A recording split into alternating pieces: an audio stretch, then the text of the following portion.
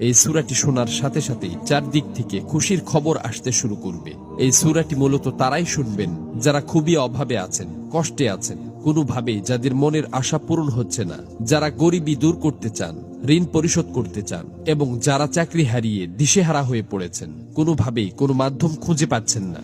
আজকের এই গুরুত্বপূর্ণ সূরাটি শুধুমাত্র তাদের জন্যই। কষ্ট করে সূরাটি আপনারা মনোযোগ দিয়ে প্রথম থেকে শেষ পর্যন্ত শুনুন। ইনশাআল্লাহ এই সূরাটি শোনার উসিলায় আপনাদের সকল অভাব অনটন গায়েব থেকে দূর হয়ে যাবে, সকল ঋণ পরিশোধের ব্যবস্থা হয়ে যাবে, মনের সকল অপূর্ণ আশা আকাঙ্ক্ষাগুলো পূরণ হয়ে যাবে। আপনি যা চাইবেন সাথে সাথে তাই কবুল হবে ইনশাআল্লাহ।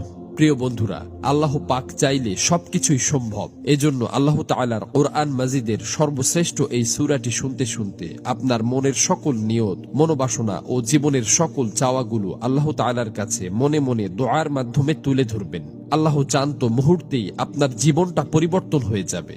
প্রিয় বন্ধুরা, জীবনে তো অনেক প্রচেষ্টাই করেছেন, একবার না হয় কোরআন মাজিদের এই সূরাটির উপর বিশ্বাস রেখে প্রথম থেকে শেষ পর্যন্ত শুনলেন।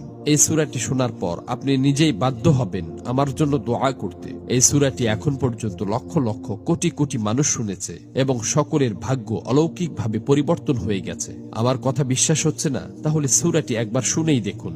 এই সূরাটি মূলত কোরআন মাজিদের অন্যতম গুরুত্বপূর্ণ ও পাওয়ারফুল একটি সূরা। সূরাটি এ পর্যন্ত